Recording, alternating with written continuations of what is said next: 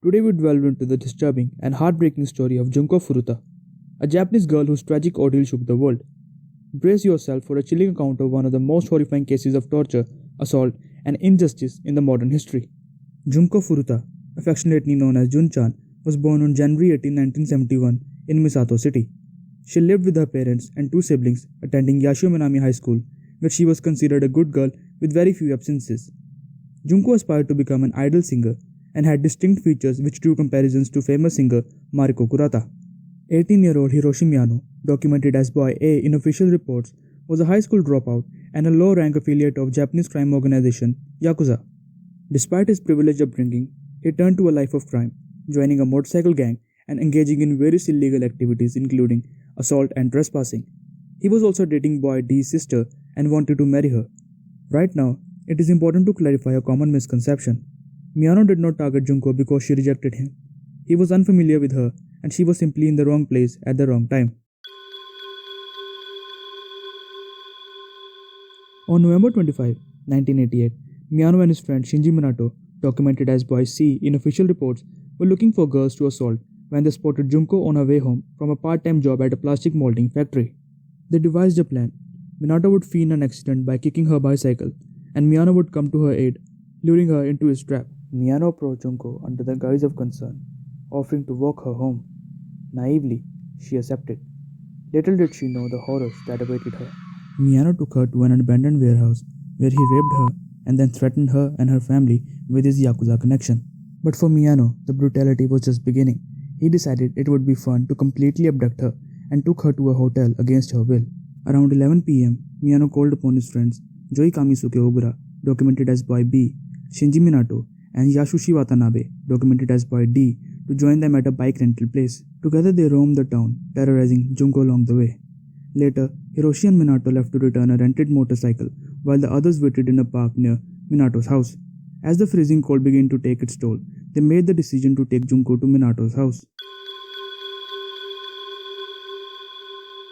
At 5 p.m., Miyano invited his buddies Takatsugu Nakamura and Shinichi Ihara to Minato's house later that night. When it hits 11 p.m. and everyone in the house is asleep, they head to Minato's room. Inside, they found Junko dressed in stolen clothes, sitting quietly in a dim room. Following Miyano's idea, they drank cold medicine as stimulant and then attack Junko. She screams and tries to run, but Miyano grabs her leg, causing her to fall. The noise wakes up Minato's dad, who comes to the doors and asks, "I heard a scream. What's happening?"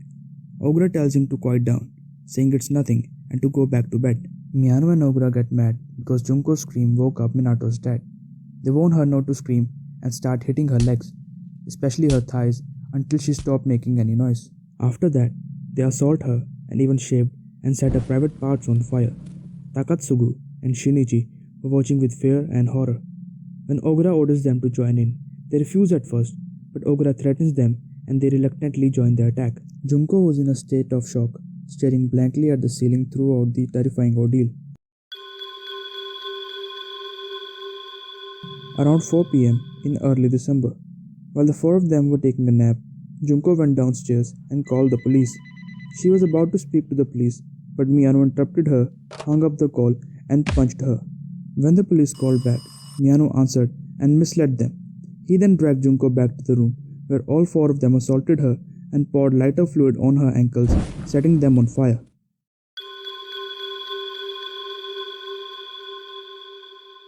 The next few days were horrible for her. They would repeatedly beat her and set her on fire, and when she tried to put the fire out, they would pour more fuel on her. They boasted to their friends about having an imprisoned woman. It is confirmed that 13 people have seen and met her, and 8 or 9 people have raped her. However, some sources claim that around 100 people knew of her imprisonment. They also stopped feeding her and were just giving her 1 cup of milk per day, and forced her to eat live cockroaches. Due to both external and internal injuries and malnutrition, she could no longer walk and had to crawl downstairs to the bathroom. When she could no longer crawl, she was made to urinate into a cup and was forced to drink it. Because of the unbearable violence and pain, Junko repeatedly begged them to just kill her. Ignoring her pleas, they continued to torture her for days. They made the girl completely naked and made her dance to disco music and forced her to masturbate to arouse them. They also inserted iron rods in her genitals and moved it in and out several times. They would also drop dumbbells on her stomach from a height which caused her to lose her bowel movements. They also inserted glass bottle in her anus and broke it. Furthermore, they forced her to inhale paint thinner and chug whiskey, shochu, and other alcoholic drinks. They took her on the balcony half naked in the middle of the night and forced her to stand there in the freezing cold. Allegedly, they also inserted hot glass bulb and firecrackers in her and set them on fire. Moreover, they also crushed her left nipple with a plier and tried to gouge her eyes out. The brutality of the attacks changed Junko's appearance completely. Her badly beaten face was so swollen that her cheeks were as high as her nose. Blood clots obstructed her nasal passage, making it impossible for her to breathe through her nose. Her burned and infected skin produced bodily fluids with a bad smell. The boys no longer had a sexual interest in her. When January 1989 arrived, the gang talked about what to do with Junko. Kill and bury her. Let's mince her body after killing. We can burn her in an oil drum. Fill the drum with concrete and throw it into the sea. The police would never find out. In the early hours of 4th of January 1989, after losing a lot of money playing mahjong, heavily frustrated Miyano visited Watanabe's house. Ogura and Shinji were also present there. Miyano decided to vent his anger by beating barely alive Junko.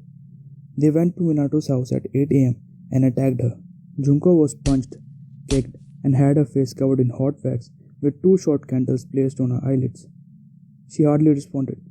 They made her stand and struck her face with swinging kicks. Defenseless Junko fell onto a stereo and collapsed. She started a fit of convulsions. The gang knew Junko might die, but they did not stop. She bled from her nose and mouth, and bloody pus started to come out of her burns. Blood splattered all over the room. Reluctant to get blood on his fist, Dee covered his hands with plastic bags and taped them around his wrist before punching Junko in stomach and shoulders 20 or 30 times. A, B, and C imitated D and covered their hands in bags. They took turns to punch and kick Junko in the face, stomach, and thighs. They also struck Junko in the thighs many times with a heavy iron ball, which was part of C's kickboxing exercise machine. D dropped the iron ball onto her stomach several times, and A repeatedly poured lighter fuel on her thighs and set it alight. Junko initially gestured, as if trying to put it off, but gradually became unreactive. The gang taped Junko's ankles so she could not escape and went out to Sona. It is believed that she died in Minato's room sometime during the last torture or in the hours that followed. The next day, when A, B, and C were at a florist run by Yakuza, C's brother ran to tell that Junko appeared to be dead. Afraid of the murder being detected, the 3 gang members decided to get rid of Junko's body. They wrapped the body in 2 blankets, pushed it into a large travel bag, and taped it around. Miyano borrowed a cement mixer and a truck from his former employer and took them to the house. They placed the travel bag which contained Junko's body in an oil drum, threw in some concrete blocks, and filled up the drum with fresh concrete. At around 8 p.m., the drum was loaded onto the truck. They planned to drop it into the sea, but on the way they passed an empty space near a development site and just dropped it there.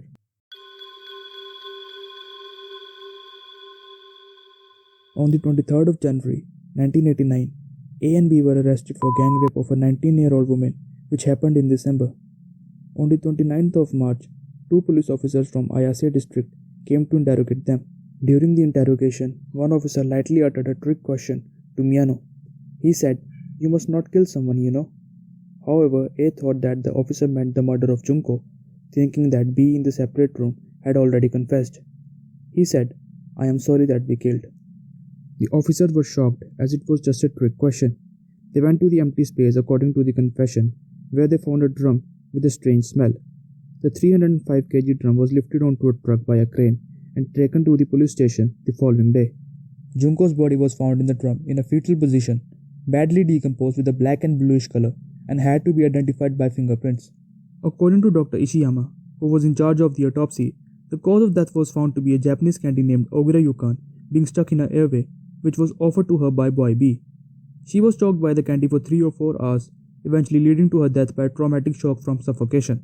Allegedly, several needles were stuck in her breast, and 2 bottles of oronamin C were found in her genitals. There were injuries on her intestinal wall, and she was pregnant. Not a single tooth was properly attached to the gums, and due to so much trauma and stress, her hairs had fallen out and brain shrunk in size. On 1st of April, boy C was arrested for another sexual assault and then re-arrested for Junko's murder. The arrest of boy D and C's brother followed.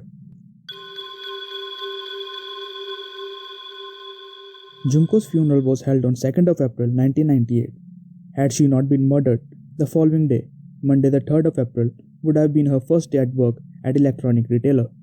Her family decided to bury her in a private location. This is her father, mourning his daughter's death, and this is her family. Allegedly, those two boys are her brothers. Despite the shockingly brutal nature of the crime, the identities of the 4 perpetrators were protected due to all of them being minors at the time of crime. Some media, however, published their names. On the 12th of July 1991, after overturning the original terms, which were condemned by the public for being too lenient, Tokyo High Court sentenced them as follows. Boy A, Hiroshi Miyano. He got a 20-year sentence. His mother sent a big sum of money, around 50 million yen, to Junko's parents after selling their family home. This is her avoiding a reporter in 1989. A was released in summer 2009 after being denied parole in 2004. According to some sources, after being released, he started a multi-level marketing company and made money by doing fraud. He drives around in a BMW and wears expensive clothes and watches. He talks a lot about sex and judo. Apparently, his favorite saying is, "I stick it in her mouth until she throws up." In January 2013, he was arrested for fraud but chose to remain silent during interrogation. However, due to insufficient evidence, he was released without charge on January 31, 2013.